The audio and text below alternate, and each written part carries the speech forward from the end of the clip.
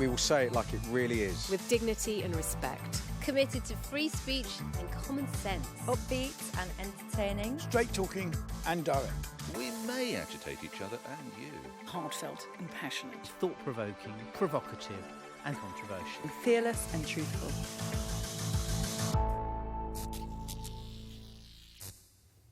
Hello and welcome to The Pledge.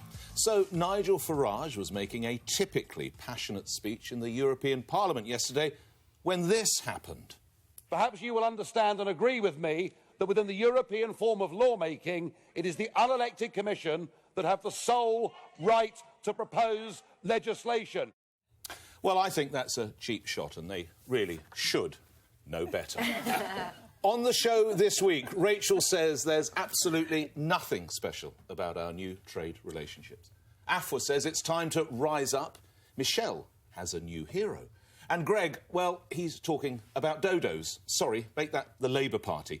But before all that, it's me. Now, I don't know about you, but I've had a hell of a week. You see, I fancy some time off, but I don't want to be away when President Trump comes to this country. No, not because I want to join the great unwashed in the sort of protests we saw earlier this week. And yes, I am looking at you, Rachel Johnson. Rather, I want to support the special relationship between us and the United States. The hysterical overreaction concerning Trump's travel ban reached a grisly low when MP Dennis Skinner, at 84, definitely old enough to know better, mentioned fascist dictators such as Hitler in the same breath as the democratically elected President Trump.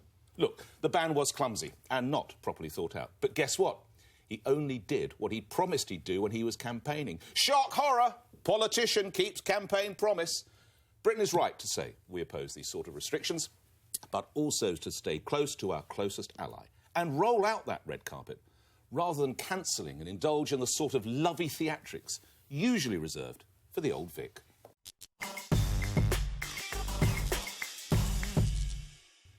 Nick, I actually agree with much of what you say, but can I correct you on a point of information? You can try. The petition which I signed, yes, along with 1.9 million others, and before you tell me I'm a snowflake, lots of snowflakes altogether create an avalanche. But you're wrong. We're not, I speak royal we, we're not asking for the state visit to be cancelled.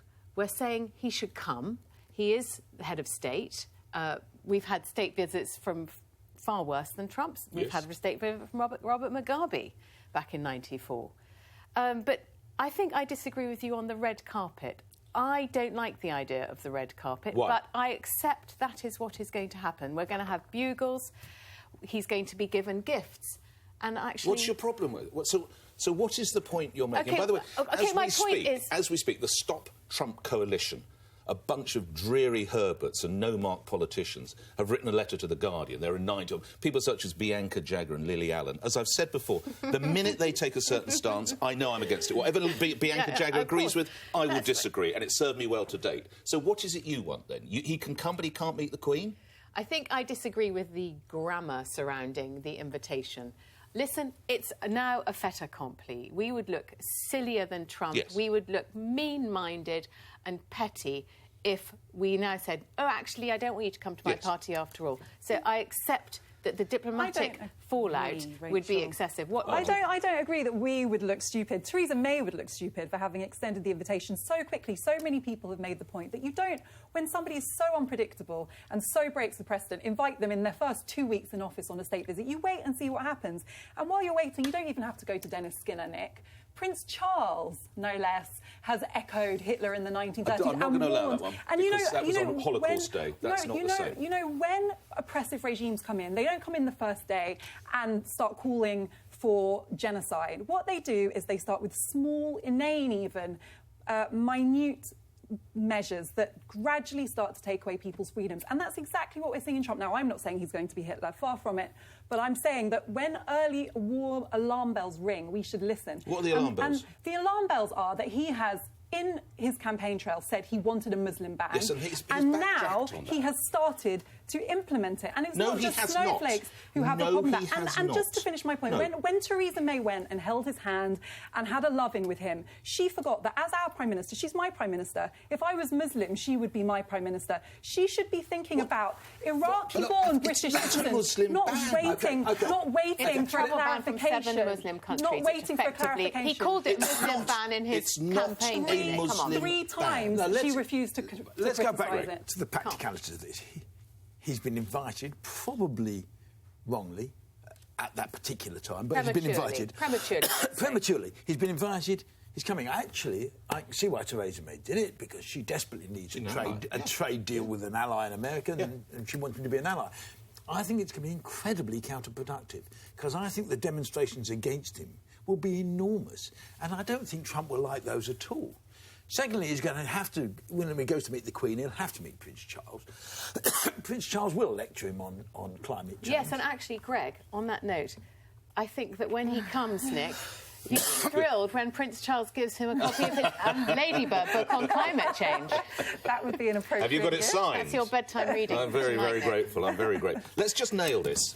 It is not a Muslim Where does ban. the phrase If Muslim it ban is- come from? He might have said that in the past, but He it's quite palpably created it is it. not. It's not my- the not my 7 language. countries have, but actually countries with the highest Muslim populations, such as Yeah. Indonesia, no ban whatsoever. But countries have been. Do you know why the countries have been chosen? Not because they have a track record of launching terrorist attacks on the US, because none of the people involved in 9/11 or any recent terrorist attacks come from any of those other countries. reasons. There are many other reasons. They don't take part in the Eurovision Song Contest. Do you know why the ban has been implemented? Why is the Do you ban know why being they've chose those implemented? countries? Because it doesn't make any sense to me. Because they refuse to share any vetting information with the US government about citizens coming into Not this country. any vetting, whereas extreme we vetting do. information. No, vetting information.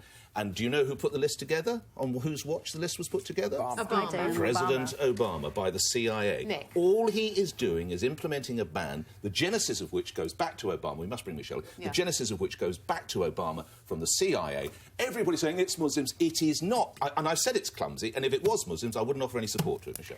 So I actually, no surprise, I agree with you.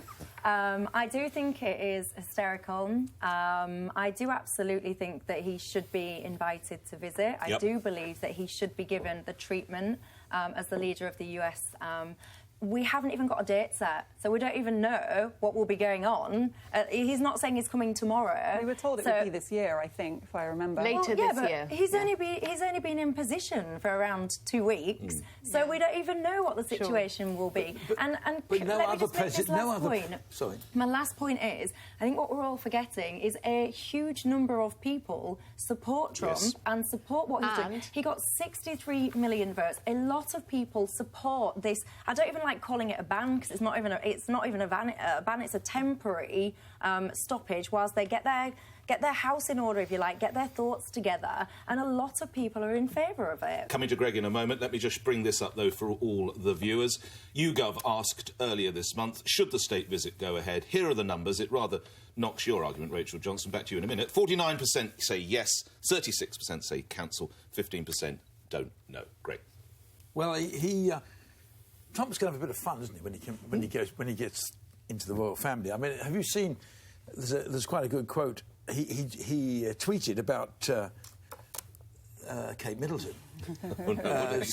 He said, this is a couple of years ago, who wouldn't take Kate's picture and make lots of money if she does the nude sunbathing thing? Come on, Kate.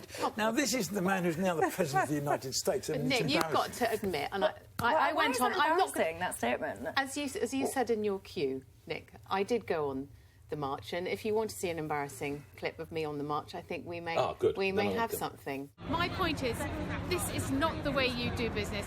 We are a global Britain. We should oppose this ban. We are a civilised democracy. This is not how we behave in civilised democracies. And if we don't protest, your children could be next. That looks like one of those Al-Qaeda Go, videos Rachel. shot in Go, a corner Rachel. beach, doesn't Why it? do you only have one glove on? That's what I want to know. What's she doing? I think Channeling Michael Jackson. She's doing Nick, power fist. I want you to admit you can't wait for this to happen, because it's going to be fun and games, bread and circuses. It's going to keep us all in business for years. No, I support what William Hague said, which is, and he's right, the ban shouldn't have been implemented the way it was. But America is our closest ally. We need to stay close to our closest ally. The fact that Mrs May was able to get a sense of what his views are on NATO, that is what is called strategy and diplomacy, not hysterical demonstrations of you marching around with one glove saying, he said only America first. He didn't say Britain is our closest ally at all. And if we were so close, and if we had so much influence, then we would have been able to speak up against the ban. Theresa May, other nations didn't hesitate to criticise it. Her brother on the Sunday, her brother on the Sunday, 3 times when asked in Turkey. 3 times. Boris Johnson on the Sunday and Amber Rudd, the Home Secretary, were out there very early. Should the Prime Minister... And by the way, if, as is reported, she did have a sense of it when she was in Washington, the fact that they blamed that I was out of the news cycle because I was on an aircraft, that was lame. I agree with that. The duty of the Prime Minister is to be the leader of this country and to represent the people in this country and stand up for British values. And 49% want him coming, the majority. We, on other weeks, have sat here and had you lecture us about the importance of British values. Well, if British values aren't speaking up against the ban on refugees, people from 7 Muslim countries, when it affects British citizens, then I don't know 7 countries with inadequate security vetting. Could we they might need, of course, he could end up needing us as his ally, because at the rate at which he's getting rid of the rest is amazing. I mean, even this morning, you put the phone down on the Prime Minister of Australia. It's another one gone. Yeah. You've already offended everybody in the European Union. There's only Theresa May left to be his mate. I mean, he's almost going to have nobody. And to do that in a fortnight, or 10 days or whatever, it is remarkable. But I do still maintain, I think that you're all overlooking the fact that a significant amount of people agree with him. You might not, but a significant amount of people say that actually they feel safer because of this travel situation he's put in place. I personally think he's making a bit of a rod for his own back, because I actually think that this will stir up a lot of... I mean, it was Amber Rudd that came out as well, and she was saying about you're going to create more problems, you're going to create more people being radicalised towards ISIS by doing things like this. So I don't envy the position. I think it's a difficult position, but my point is a huge number of people support his point. Thank you. I'm going to have to hang up on you now, Michelle, and move on to my topic. And it has been a very busy few weeks for the Prime Minister. First, Theresa May rushed across the pond to massage Trump's massive ego. Then she went on to sell fighter jets to Turkey, now under semi-dictatorship. She was the first world leader, in fact, to see both crackpot, Trump, and despot, post-coup Erdogan. Don't tell me this is just realpolitik, folks. I'm concerned, which is why I was demonstrating against Trump's travel ban on Monday. The signs are that Britain, or global Britain, as we now have to call ourselves, will not or cannot pursue an ethical foreign policy and make its own way in the world, on its own, out of the EU. Britain should be a force for good in the world and not a supplicant poodle.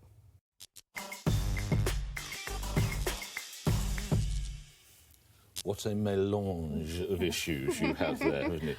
Are you accusing me of muddled thinking? You've brought in Brexit, you've brought in Trump, you've brought in Turkey. Well, they're all connected. Yours is, as ever, the politics of the Sixth Form Debating Society. It would be impossible... I'm hurt. It would be... I'm limbering up, don't worry. It would be impossible for a country, absolutely impossible, to only trade in an ethical fashion. With whom are you going to do business?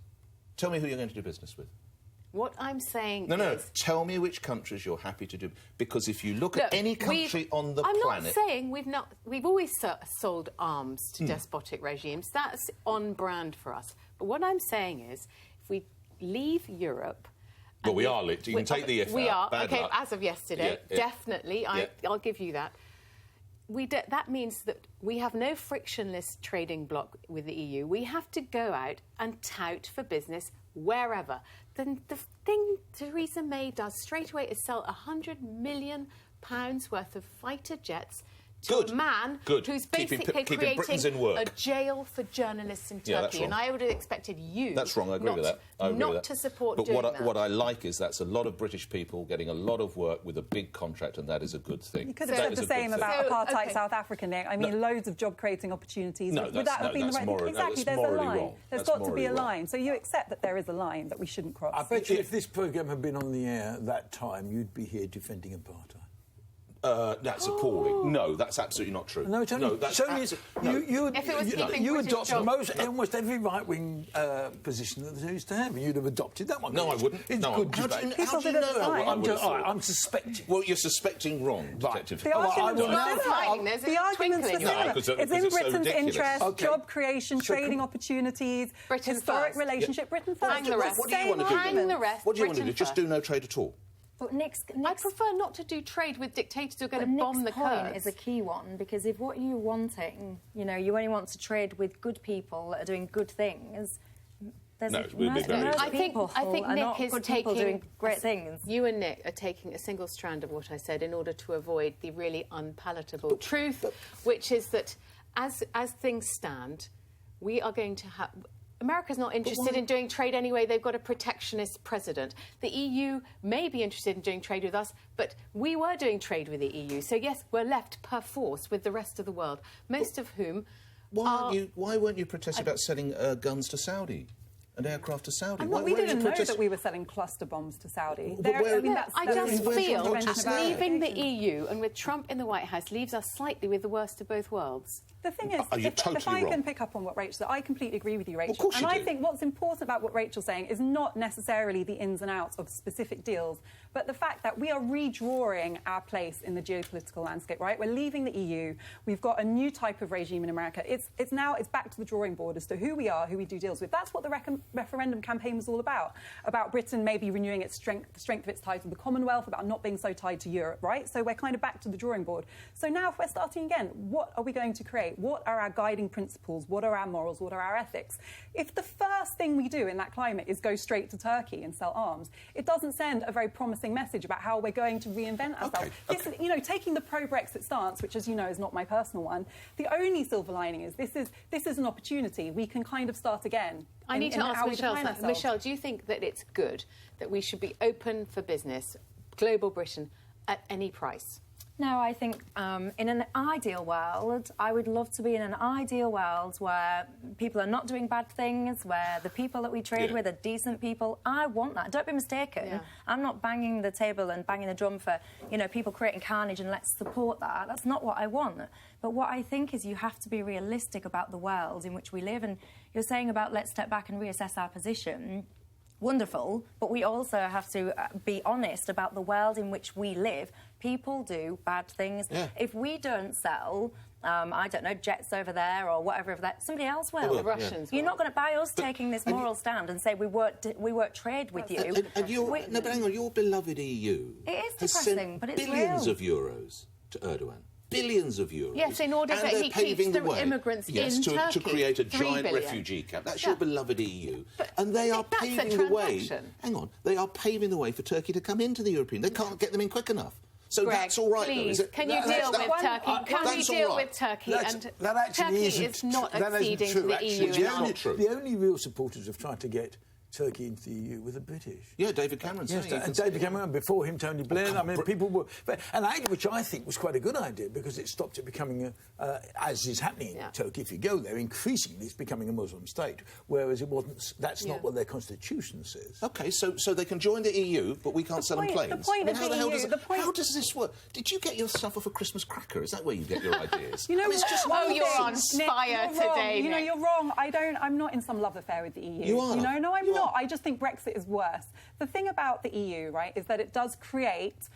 It has principles, it has a Charter of Fundamental Rights and Freedoms, it has a court that adjudicates... And it wants Turkey to join. And if you join, you have to sign up. Now, we are busy in the process of leaving that, right? We're losing the protections from the freedoms from the European Court of Justice. We want to leave the Council of Europe and lose the protection of the European Convention on Human Rights. How does that affect these viewers of this show? We're saying goodbye to our international commitments to respect human rights. Hello, dictators. What kind of message is that? Hello, dictators. The European Union can't get up to Brussels quick enough. I've just opened my Christmas cracker, and what it says is, if we sell our fighter jets to Turkey, he might shoot down a Russian jet. And then what might happen, Nick? Now, that's like if I... Which happened only last year. Now, if I'm in the business of selling kitchen knives, it's my fault if some kid takes a knife and stabs it. That's ridiculous. You can't do that. No, but what I'm saying is, if you arm Erdogan with all these jets, we do not know what... It's like Trump. We do not know what they're going to do. These people are unstable. Well, he's going to buy those products.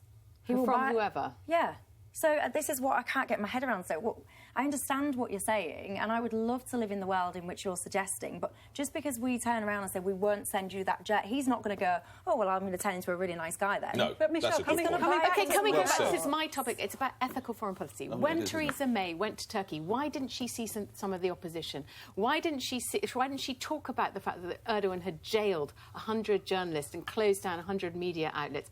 I want to see us pursuing, OK, yes, we can sell. Let's keep British trade going. But I want to see us obviously having an ethical stance when it comes to bad men doing bad things. Is that too much to ask? That's what influence is. I mean, you think we're so influential. That's what influence is, being able to change behaviour. And I think the point of trying to persuade Turkey to come into the EU, which the Germans and the French were never going to agree and aren't going to agree, but the point of trying to get them in was actually you stopped the likes of Erdogan. Actually, you put them under constraints of what is just quite a civilised how would that structure. Stop? How would their rival in the EU stop people such as Erdogan? I mean, they can't tell them to change their leader. Well, the application to join was pre-Erdogan. Erdogan, year by year by year by year, has become more and more powerful. This is not supposed to be a religious-based state, and is becoming that. And I remember going there the first time. I went to a dinner with Erdogan, and... now the truth. You accuse me of being pro-apartheid. You're cozying up with President Erdogan. No, it was a pretty big dinner. Was Ceausescu there? But Erdogan, it was quite clear the direction of travel he was starting on. And actually, the failed coup last year gave him just the excuse he wanted. And you do feel that actually, if it had been in the EU, there would have been constraints upon that. On what he's doing. He would have come under much greater pressure than I think he is now. All right, well, this is all about principles. Sticking with that theme, Donald Trump, back to our friend in the White House, has launched nothing less than an attack on American democracy. This week, he sacked the acting Attorney General, Sally Yates, for refusing to implement his travel ban. In an astonishing attack, he accused her of betraying the Department of Justice. But I think it's Donald Trump who is actually betraying democracy. He drafted the executive order in secret, keeping his own party in the dark. He's appointed his strategic advisor, Steve Bannon, to a national security position reserved for military generals. And he's reportedly gagged 3 key government departments. If Donald Trump continues to violate democracy, I think we're heading towards a new era of civil disobedience. In 1955, Rosa Parks refused to give up her seat on a bus in Alabama when the white section was full. Her brave and principled act of resistance, yes, I can see you shaking your head, Nick, and I know you would have been resisting with her, became a symbol of the civil rights movement. Federal employees are already defying Trump's orders, but I think more and more are working out that to serve their country and their conscience, they will need to disobey their president.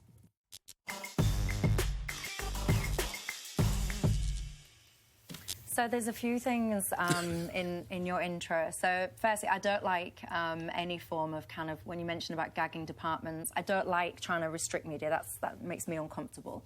I don't understand the likening of someone on a bus and essentially an employee. You've lost me on that one. Yeah, I agree with that. I, as an employee of somebody, often you will disagree with the direction of travel of your organisation that you're a part of, and you absolutely have a responsibility to air those concerns, make sure that they're heard. But then when your boss, your leader, essentially says, I hear your concerns, I don't care, I'm doing it anyway, I think that it's wrong of you to then turn around and essentially directly put an entire department in contradiction and defying your boss, the leader, in this case the president, because I think that I agree with you, we can all have a conscience, not a problem, but if your conscience is so against the leader and he doesn't or she doesn't listen once you've raised your concerns, then my conscience would be telling me to just leave. You know, I hear what you're saying, Michelle, but I think this isn't just about people's conscience. You know, it's not just about people's moods or what they're feeling. It's about the Constitution as well. Sally Yates, for example, when she explained why she wasn't willing to endorse the travel ban, she said because she felt it went against the Constitution. And actually, the hypocrisy here is that Donald Trump's own people advocate having a principled stance when it comes to sticking up for the values America's built on. This is what Sally Yates said in her confirmation hearing, which Trump's future Attorney General Jeff Sessions approved of. Just have a look at this. Do you think the Attorney General has a responsibility to say no to the President if he asks for something that's improper? Senator, I believe that the Attorney General or the Deputy Attorney General has an obligation to follow the law and the Constitution and to give their independent legal advice to the President. And just to come back, that doesn't change my view. You said you don't understand the link I'm making between Rosa Parks, for example. Sally Yates doing what she said she would do, what she pledged to do in upholding the law of the United States, has now faced personal sanctions. And actually, even though the State Department has this dissent channel where diplomats who don't agree with policy can voice dissent, and that's been tolerated ever since the Vietnam War, this government has said that they want people to leave if they don't agree with them. And people are having to pay the price personally to sticking up for what they should be sticking up for, If which you is look the at what she Constitution. actually wrote in the letter, I think she muddled up two things. She said, I'm responsible for ensuring that the positions we take in court remain consistent with this institution's solemn obligation to always seek justice and stand for what is right. At present, I am not convinced that the defence of the executive order is consistent with these responsibilities, nor am I convinced that the executive order is lawful. Now, it seems to me, if you're the acting Attorney General, it's perfectly valid for you to say, I don't think this is lawful. And it won't stand up in court. I don't think this is lawful. Department in a position. But I'm not sure it's their position to say, because I disagree with you, I'm going to stand up against it. And I think she muddled up two positions here. And I think on the first one, yes, to stand up and say this is illegal, and I'm the Attorney General and I'm telling you this is illegal, is perfectly valid. I think for her to stand up and say, I disagree with it and I think it's morally wrong, that's not her job. Yeah. And if she wants to do that, then you resign. And do you think that then she deserved to be told that she was betraying the government and that she was weak on borders and weak on whatever else? I mean, the level of personal attack the President is launching. But you're going to get this from Trump for the next 4 years. He's vicious about anybody who disagrees with him. That's why I'm interested to see what happens when he meets Prince Charles. But you have to distinguish, I think, certainly in British law and the British political system, between what you disagree with and what is illegal. But you're going further, as I understood, and the reason I shook my head is how you can liken Donald Trump to the civil rights movement. I found it breathtaking. But you're actually suggesting that all federal employees, if they don't agree with Trump, they shouldn't carry out their duties. Is that not if they don't agree with him personally, because there will always be presidents you don't agree with, but if they feel that he is violating the Constitution, that he is asking them to act in a way that is unlawful, then yes, I think that's their responsibility. I think that's their responsibility. Right, I mean, it's up to their individual conscience. A family that's conscience. just about surviving in Wisconsin won't get its benefits checked because the people running the benefits department in Wisconsin don't agree with the Constitution. You know, they might get their benefits checked today, but what happens next week when Trump decides that, I don't know... Well, I don't know, but at least at the moment they're getting their benefits checked. The point is, this is a president... You've just not thought it through. Of course I've You've not thought it through. Can you see where this president is taking the country? I don't know, he's been in 2 weeks, I've no idea. Exactly, 2 weeks. 2 weeks. I totted up 23 scary measures he's already taken. We won't go back over the travel ban, but for many people, the travel ban is welcome. There's a lot of Americans who think it's a very good idea. And a lot of them are absolutely outraged and are protesting in the streets. Nick, a lot of people will bring back the death penalty. A lot of people will do all sorts of things. That doesn't mean to say it's right. No. And you seem to be... You're hooked up this year, only for a period, because you're in the majority. You're hooked up on this belief that because the majority say it's right, it's got to be right. It's not. There's a moral base in this all.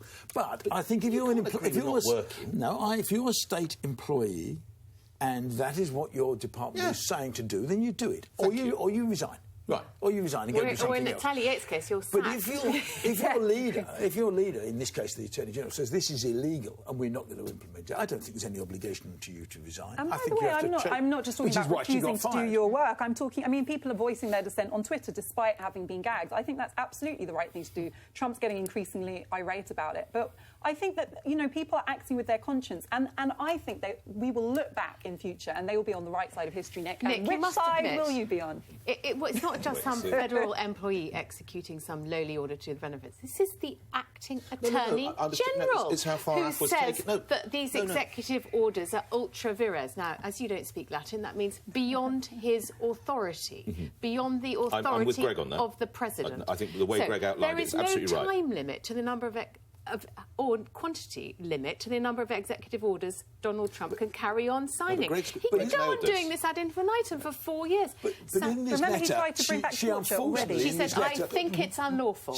In this letter, she unfortunately muddled the two positions. Yeah, She'd have done far better to have said, this is not You're legal. putting way too much on that. From when she said this is not legal, it doesn't matter whether she thinks it's wrong or not. I mean, the things are all conflated. She thinks it's wrong because it's illegal. Fine, That's how I took it. But she should have said, I'm the Attorney General. It's my job to decide what is legal. And to uphold the Constitution. To uphold the She Constitution. did say that. Yes, but she then muddled it up by her political position, which she didn't need to do. I agree. I mean, to call this a betrayal, she has been a loyal Attorney General. She's been a loyal state employee for 25 years. Yeah. During that time, I'm sure there have been other presidents who did other things she disagreed with. But there's no suggestion that she disobeyed any orders then. The point is she felt this was a violation of the Constitution. She disagreed with it, and I thought she expressed that very eloquently. Well, you go back to the Iraq War here, and you remember the legal officer who resigned because she said what you're doing is not legal. Yeah, and I have no issues with that. If you're so conscious, if your conscience is so against your employer and the direction of travel and the culture and all the rest of it, you do. I've said it at the start, and I'll say it at the end. You make it known, and if they don't listen, why would you even want to be there anyway? But just to bring it back to what I originally wanted this debate to be about, I think that it's beyond the individual disagreements between Trump and various senior or not so senior employees. This is about American democracy. I think the direction he's taking the country is really scary. And if you add up all of the things he's done in just 2 weeks, do you know, he is detracting from Democrats. He wanted to bring back torture. He's appointing people to positions that they shouldn't be in. He's been threatening the press from the first moment he's been in office. Yeah. This goes against the very country that he claims to be so patriotically It's all un-American. Hear, Afua. Amen to that. Right. It's me next, and I'll be explaining where I get the fire in my belly from. Ooh.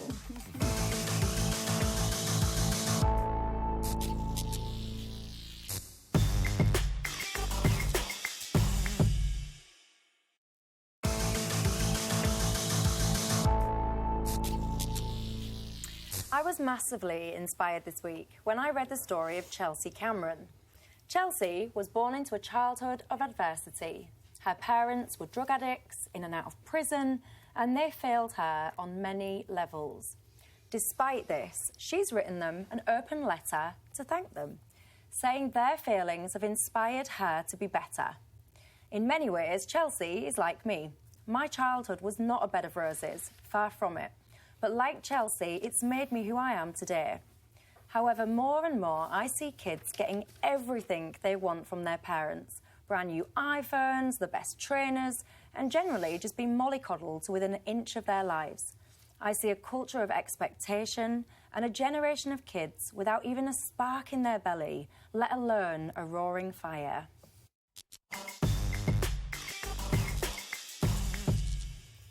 Michelle, I read the letter that she wrote, an open letter to her parents, who were both drug addicts. I thought it was desperately sad. Did you? Yes, I did. But also I thought, here is someone who... I didn't think it was uplifting as you did. I thought this is someone who is angry. Yeah. Actually, when I read it, I thought this is someone who's angry. I hope she gets out, and it looks like she's got out. It would be interesting to know who helped her get out, because I bet she didn't just do this on her own. There was a teacher or someone would have helped her. She talks a lot about the church, doesn't she? Yes, she talks about the church. Someone would have helped her to get out. For sure. My problem is that for every person like her, and possibly you, like this, there's another 100, if not 1,000, who don't get out. Yeah, so that experience, that terrible experience, damages them forever and they never escape. Yeah, and I think that's fair. And what I would say is, so I do like a bit of motivational, inspirational speaking, whatever you want to call it, and I will always say when I do that, you've got to have a why. So I'll always say, when you've had, like, bad things happen to you, because I'm a big believer, I don't believe that biography equals destiny, so I believe that the story of your past does not have to project onto your future, and it's very hard to change that. But what I say is you need a why. So for me, very sadly, what changed my life was I lost my sister very unexpectedly, and that devastated me and my family. But that was the trigger for me, where I was like, enough, something's got to change. I don't know what it was going to change, but something had to change. So I had that trigger. You know, Chelsea talks very much about the church being a guide, and a support for her. And I just think... The reason I picked it, I didn't find that letter sad. It made me cry. I found it inspirational. I shared it to high heavens on social media. I thought it was absolutely fabulous. And I shared it in a bid to inspire people, because I think all too often we have, you know, we've seen it in our government. We have this Troubled Families programme where we're spending so much money trying to change families and it doesn't work. And then it just makes me want to shout the message that you can change your life, you know, things can get better. And on the flip side of this, I then do a lot of work to get young people into employment. And I'm always staggered by how little fire in the belly a lot of young people have. So, you know, you've got the adversity on one side, but I've moved on now. I'm talking about the people that haven't had those experiences, are sheltered and protected very much by their parents, who are trying to be good parents. And for me, it's left those kind of people with a sense of entitlement. They don't want to start at the bottom. They don't want to do what they deem as crap jobs. They want to be elevated in, and that's the bit that frustrates me. So I admire you, Michelle. I think, you know, talking about the difficulties... That, I admire Michelle. No, I do. And I think, like, the way that you have talked about your own difficulties is probably the most powerful thing for other young people maybe going through what you went through, you know, and to talk about your journey and the fact that you've turned it into a strength. And I know other people who've had really difficult lives who've turned it into a source of strength, and they say that they wouldn't change anything because they wouldn't be the person they are today without it. But on the other hand, I think that, you know, life is difficult. Everybody, even if they're privileged, has difficulties. And so as a parent, you don't want to deliberately create hardship for your children, because life does that for them anyway. And actually, if you look at the parents, and I think the mother made a statement giving her response to the letter, and she said, "No child should have to go through what Chelsea did and live that kind of life. I am ashamed and upset at my behaviour, and I'm so sorry and so proud of her." I mean, I think it is really touching. My parents didn't, you know, were able to give me a really good childhood, but they still made me work hard. You know, I had my first job when I was 13, and I had to earn all my own money. And I think there's like a balance where you can avoid people going through the kind of trauma that only a few like you can make it out of. Like Greg said, so many others end up really dysfunctional, you know, because, and even if they're successful on one level, then the trauma and pain they experience can still affect them in other ways. What do you think, Nick?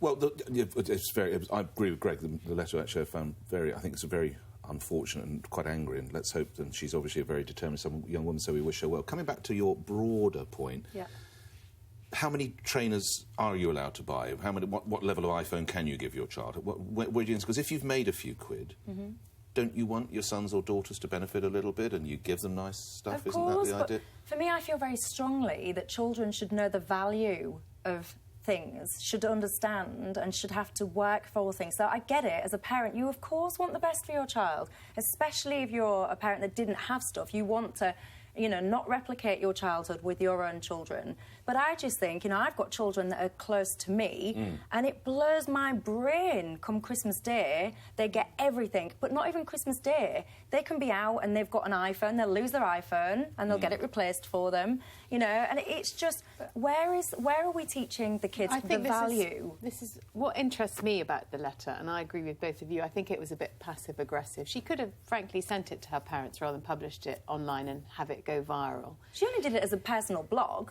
It was then picked up and it went viral. All right, I accept that.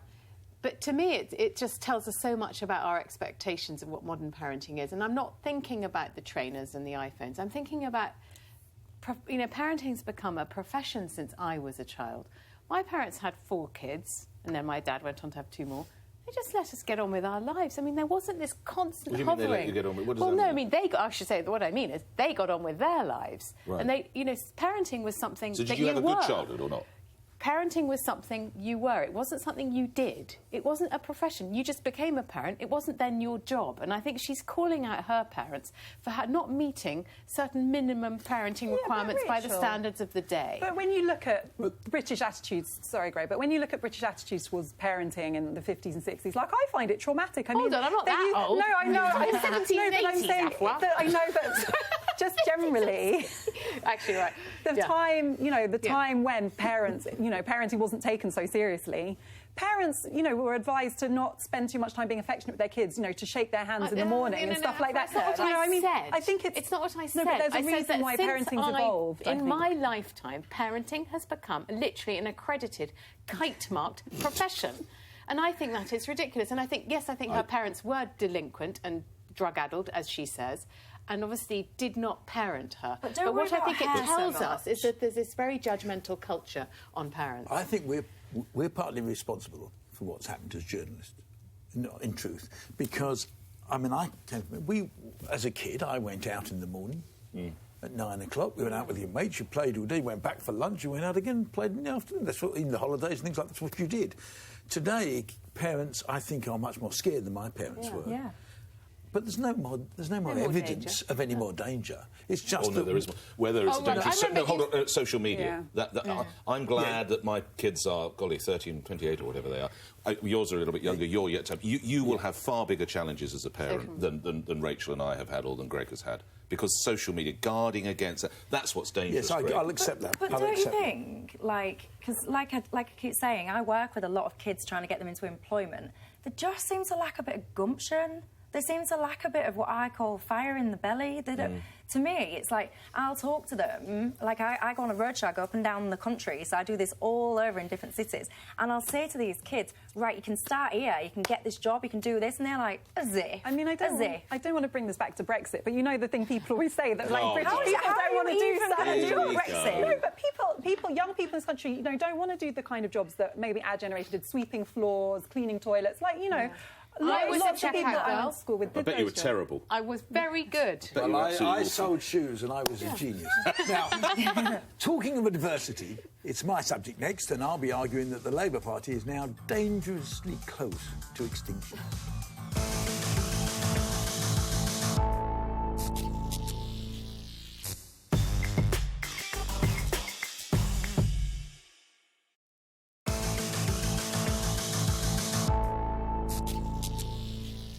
This month could mark the beginning of the end of the Labour Party as a political and electoral force.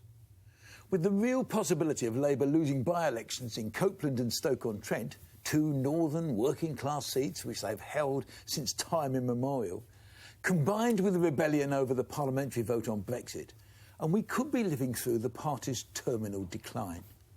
Way back in 1951, Labour won an almighty 49% of the vote, despite losing the election, more than twice the support it currently has. Often, what we assume are political certainties likely to be here forever turn out to have a limited life.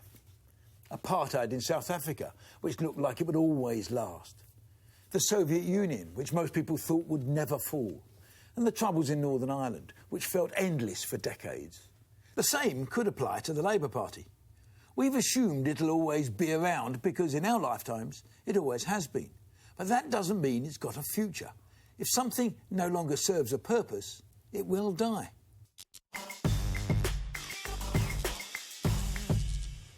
Greg, I thought I was going to disagree. I thought I was going to agree with you this week. But actually, listening to what you said, I don't agree with you. Because, I mean, who can disagree that Labour is in a bad place at the moment? It's depressing. It's depressing because regardless of all our political orientations, we need a strong opposition. Democracy needs that, otherwise it doesn't work. And Jeremy Corbyn's leadership is not working, to put it mildly, from my perspective. But when you look at the Labour Party as a whole, it's something people believe in, biggest political party in Western Europe. When you talk to Momentum people, when you talk to young Labour supporters, I know so many of them who are still so loyal to the Labour Party and see it as a force of the future. And remember, these are people who have a very clear position on the EU referendum, who have a very clear position on our international role. They know what they think the country is about, and they're the future. So I think that we shouldn't be too quick just because grandees of the Labour Party are feeling alienated, just because the front bench is split, to say that the party is dead. I mean, that's from very narrow I didn't say it was perspective. dead. I said it's on the way. And if you look, as I say, politics. I mean, if we hadn't got our rather strange electoral system, we had PR.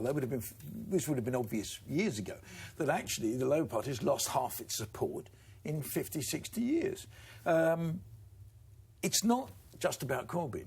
I think Corbyn is obviously the issue of the day, but it is about the world changed.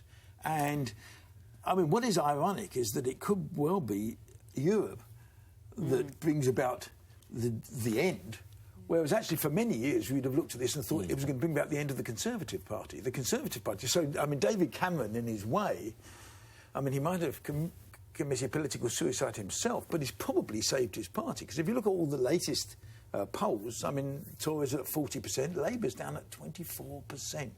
I was in the Palace of Westminster yesterday. Oh, of course we did. At Harriet Harman's book launch, because she's obviously I think she's one of the longest-serving Labour MPs. There she is. She's got this memoir coming out about her decades in the Commons, and I was really worried that I was going to be roped into the shadow cabinet because they're all resigning left and centre. I don't think they're that desperate. No. But she said, sorry, just to go back to Harriet, she said in her speech about her book, that the mood was not, we are extinct. I mean, she didn't make a random speech. She said, we know there is more work to come. And I don't think that you can count out the Labour Party. It's a brilliant brand. And no, remember, back in the day, we thought that the Tories were going to be extinguished by Labour in the landslide Blair victory. And actually, William Hague said, we mustn't do this. And we've got a clip to hear from our friend William Hague. I'll be totally candid with you. It hasn't all been plain sailing since the election. And I never expected it would be after such a heavy defeat. We've made real substantial progress this last year. But I've never pretended to you that the road ahead for our party was anything other than long and difficult. That's pretty much what Harriet was saying. Oh, you know, don't count them out. I think they do have a problem with Corbyn, though, don't you, Nick? Oh, yeah, well, but I think you're mixing up Afua. It's all very well saying that they're this big protest group, and I think it's over 500,000, and it's the fastest-growing political party in the whole of Europe. They're so removed from power. And I think in the leader they've got someone who wants to actually lead a protest. I don't even know if he wants to be Prime Minister. And gosh, you know, everybody knows, the point of politics is power. There's no point coming in unless you actually get into power and you can affect things. And to support Greg's point, I think they are probably the furthest they've been from ever tasting power I can ever remember. And if they do lose those two, I think we're looking like to the 30s they held these two seats, isn't it? The mid-30s. Yep, mid-30s. It's going to be a disaster. See, I find this quite interesting because when I was growing up, it was, and it's hard to explain in some ways. When I was growing up, Labour was such a, it was like you had like a tribal loyalty because we regarded ourselves as very much, we were working class. It was something inside of you that it was just, you wouldn't have even have had an open mind to even consider any other party, and actually to have considered another party would have felt like a deep betrayal of your roots, of your struggles and of your peer group as well. It was always just black and white. It was Labour for us, we work hard, Tory for the posh people. That's how it was when we was brought up. And I remember the first time I ever voted, and this will get me some stick, I didn't vote until I was 30 years old, and I voted Tory. And it did something to me. I felt awful because I felt that I was betraying my roots in some ways. But when I looked at the options available to me, I wanted a party that was aspirational, that didn't make me feel dirty for wanting to get into business and do well and achieve and strive.